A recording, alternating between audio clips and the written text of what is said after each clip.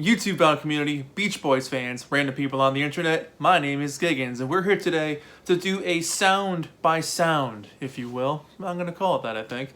I was really inspired by videos made by Mike, the owner of the In Groove record store out there in Arizona.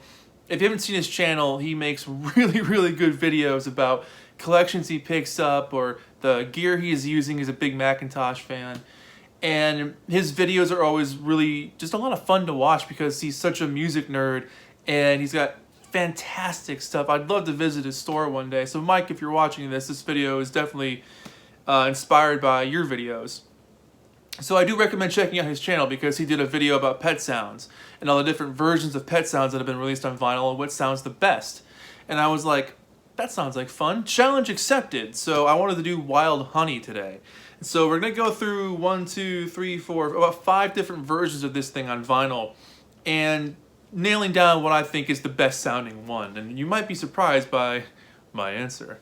So to start off with number 1 right off the bat, a first issue US mono copy. This happens to be a promo copy as well, not that it makes a difference, but this one, collectability wise, it's really cool just to have a first issue Wild Honey.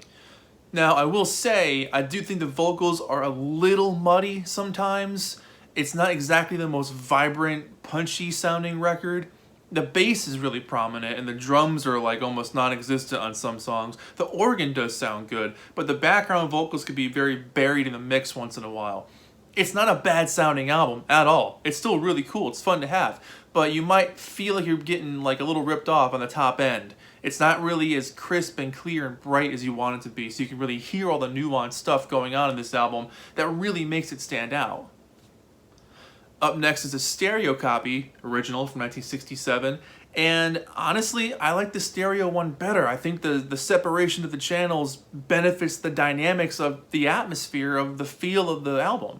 And I know for Beach Boys fans, it's a bit purist to say mono only, but hear me out. There's a lot happening here. There's instruments and vocals and everything happening all at once, like a song is, but with this one, it's just a little bit more clearer because everything's not clumped together. Having that separation, I really think benefits it. The background vocals are slightly more audible, the bass is definitely still there, but the drums are a little crisper and the main lead vocals are a little bit crisper. It still sounds a little muddy, but definitely an improvement over the mono, I would say. In 1974, Brother Records started putting out these reissues of the late 1960s albums. So this one happens to be 2020 paired with Wild Honey. This particular release is actually a promo, which is pretty cool. It's missing the promo sticker that would have been right there. But this is fairly close to the 1967 stereo release. There's not much of a difference here. I do believe this is stereo as well. It mentions nothing about being mono. The tambourine is slightly more crisp and audible, whereas it was almost non-existent on the other albums. You definitely hear it more on this one. Background vocals are definitely raised up a bit. It's just a little bit more punchier and more vibrant. So honestly, for your money, this one's a really good copy to pick up. Plus you get 2 albums on it, so I mean, can't go wrong there. So definitely recommend the sound of Wild Honey on this one from 1974. Now, as far as a really clean mono-sounding copy, this one from 1981 with the green Capitol label does sound really good. This is, if you're going for a mono copy, this is the one I highly recommend picking up. The drums are crisp, the bass is lifelike and not muddy sounding, the vocals are super clean. It's a really nice sounding copy of this album. If you want to stick with mono and be, sort of purist about that Beach Boys sound and feel, this is the one I highly recommend. It's got a green label, it says Capitol on it. You'll notice there's no spine around it, and it does say a Capitol reissue monophonic at the top. So this one I highly recommend. If you're looking for mono, it's got the punch, it's got the warmth, it's got a little bit of that detail to it that kind of separates it apart from the early original 1967 version. So there you go. And last but certainly not least, my absolute favorite version of this album, the EMI UK limited edition reissue from 2001 on Simply Vinyl. This thing sounds insane. I remember hearing this particular record for the first time when I was in college. I think I got it for a present when I was like 20 or 21. Having known the album already and having had several copies on vinyl, I knew what to expect. But when I put this one on, it blew me away. And doing this review with these different albums again, it continued to do that. It put a smile on my face instantly where I was like, damn, this is a good sounding album. It is super crisp and clean and clear. Everything that was buried in the other mixes is out on this one. You could hear stuff in the background. You could hear the tambourine super clear. That separation allows for every single instrument and vocal to just shimmer. It's just so insanely clear. Every little note rings out. The enunciation, the breath before they sing, it's all on this album in those grooves.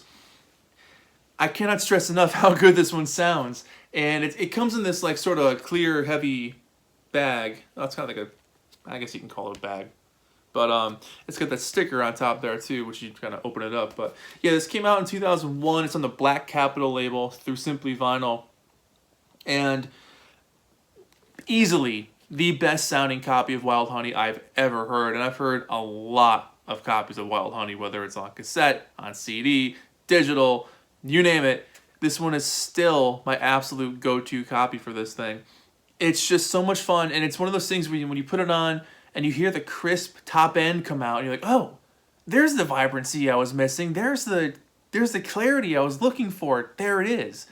It's on this album, so I highly recommend, if you're looking for a super clean copy of this album, this is the one you'll want to pick up.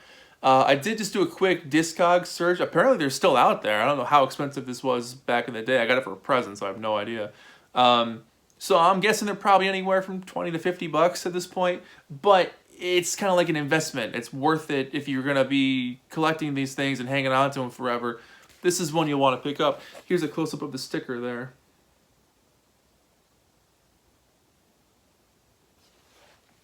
There you go.